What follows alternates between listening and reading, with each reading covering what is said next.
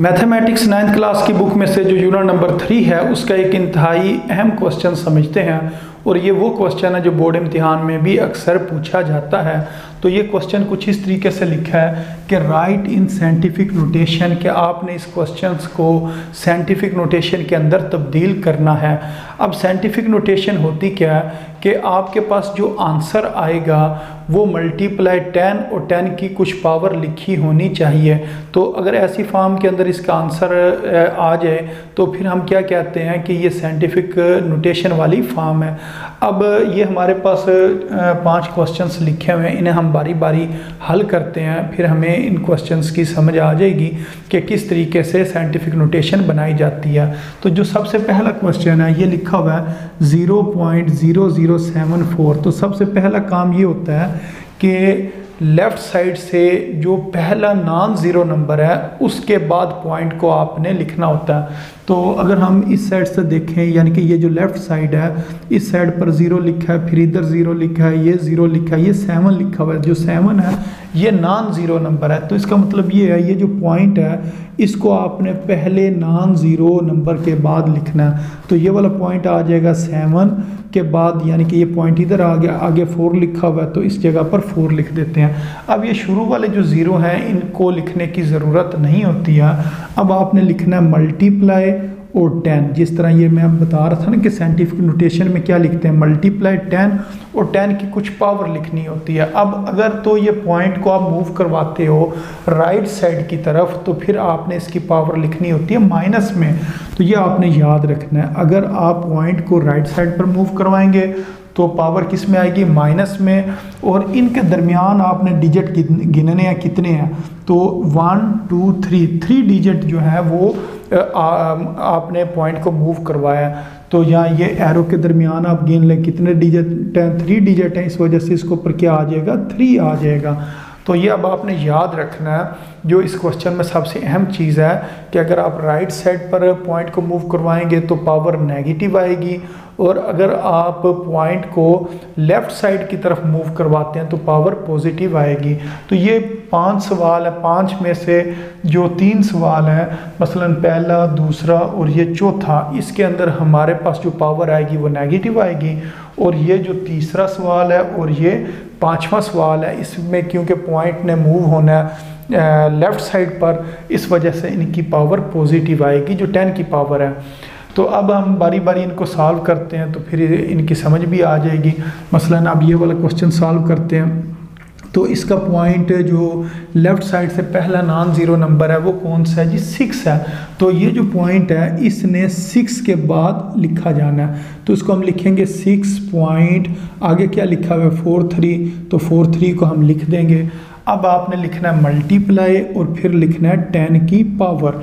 अब 10 की पावर हम कितनी लिखेंगे, पॉइंट कितने पॉइंट आगे मूव होगा, 1 2 3 पॉइंट आगे मूव होगा, इस वजह से इसके ऊपर आएगा 3 और 3 के साथ पावर आएगी माइनस। तो ये 6.43 और इसकी पावर कितनी है, -3 है, यानी कि 10 की पावर -3। तो इस तरीके से इसका ये जो आंसर है ये साइंटिफिक नोटेशन वाली फॉर्म के अंदर है। अब इस क्वेश्चन को सॉल्व करते हैं। ये लिखा हुआ है 416.9। तो इसको हम किस तरह सॉल्व करेंगे, हमने लेफ़्ट साइड से पहले नॉन ज़ीरो नंबर के बाद पॉइंट लिखना होता है। तो लेफ़्ट साइड के ऊपर अगर हम देखें पहला जो नॉन ज़ीरो नंबर है वो 4 है। तो इसका मतलब ये है ये जो पॉइंट है इसको 4 के बाद आना चाहिए। तो इसको हम यूँ लिखेंगे 4.169 मल्टीप्लाई 10 की पावर। अब 10 की पावर कितनी आएगी, अब हमने ये पॉइंट कितने डिजिट आगे लेकर आए हैं, 2 डिजिट आगे लेके आए हैं, इस वजह से इसकी पावर क्या आएगी, 2 आएगी। और इसके साथ प्लस, बेशक आप ना लिखें क्यों कि अगर ना लिखा हो कोई साइन तो इसका मतलब वो प्लस है।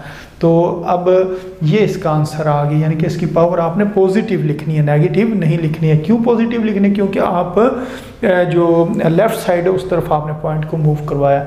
अच्छा, अब इस क्वेश्चन को अगर हम सॉल्व करें तो इसका पॉइंट इधर है तो आना किधर चाहिए, 5 के बाद आना चाहिए, तो इसका मतलब ये वाला पॉइंट इस जगह पर आना चाहिए। तो ये आ जाएगा 5.8 मल्टीप्लाई 10 की पावर, अब ये डिजिट गिनते हैं कितने डिजिट हैं, तो इस पॉइंट और इसके 5 तक 1 2 3 4 5 यानी कि 5 डिजिट है, इसकी पावर आएगी 5। और क्योंकि पॉइंट राइट साइड के ऊपर मूव हुआ है इस वजह से इसकी पावर के साथ हम क्या लिखेंगे, नेगेटिव लिखेंगे। तो 5.8 मल्टीप्लाई 10 की पावर -5 इसका आंसर होगा। इसी तरह अगर इसको हम सॉल्व करें तो इसके अंदर तो पॉइंट लिखा हुआ ही नहीं है। अगर पॉइंट ना लिखा हो तो ये याद रखना है कि पॉइंट आखिर में लिखा होता है, यानी कि राइट साइड के ऊपर आखिर में लिखा होता है। जिस तरह अगर मैं कहूँ यूँ लिखा हो जी 50, तो अब इसके अंदर तो हमें कोई पॉइंट नज़र नहीं आ रहा, तो इसका मतलब इसको हम यहाँ पर पॉइंट लिख सकते हैं, यानी कि 50 पॉइंट, बेशक पॉइंट के आगे आप 0 लिख लें, तो इसका भी मतलब क्या है, 50 ही होता है। यानी कि पॉइंट अगर ना लिखा हो तो पॉइंट किधर होता है, आखिर में होता है। तो ये इस तरीके से आप इसको लिख सकते हैं। तो इसका मतलब इसका पॉइंट नहीं है, तो इसको एक दफ़ा हम चलें दोबारा लिख लेते हैं। तो और इसका जो पॉइंट है वो हम किस जगह पर लगा लेते हैं, आखिर में लगा लेते हैं। अब इसका पॉइंट इधर है, आना किधर चाहिए, इस 9 के बाद आना चाहिए। तो इसको अब हम इस तरीके से लिखेंगे 9.6 मल्टीप्लाई 10 की पावर, ये कितनी है डिजिट हैं, 1 2 3 4 5 6 और ये एक 7, यानी कि 10 की पावर 7 आएगी। अब इसके साथ नेगेटिव आपने नहीं लिखना है, क्योंकि आपने पॉइंट को किस तरफ मूव करवाया, राइट यानी कि लेफ़्ट साइड के ऊपर आपने मूव करवाया। अगर लेफ़्ट साइड की तरफ अगर पॉइंट मूव हो तो फिर पावर क्या आती है, पॉजिटिव आती है। तो ये इसका जवाब जो है साइंटिफिक नोटेशन के अंदर हमने लिख दिया। तो उम्मीद है आपको साइंटिफिक नोटेशन वाले जो क्वेश्चंस हैं इनकी समझ आ गई होगी, और ये अक्सर इन 5 सवालों में से कोई एक सवाल बोर्ड इम्तिहान में पूछ लिया जाता है। तो इस वजह से इनकी आपने अच्छी तरीके से प्रैक्टिस करनी है और इनको अच्छे तरीके से समझ कर इनको हल करना है। तो उम्मीद है आपको इन सवालों की समझ आ गई होगी। तो अपनी दुआओं में याद रखें। अस्सलामु अलैकुम वरहमतुल्लाहि वबरकातुहू।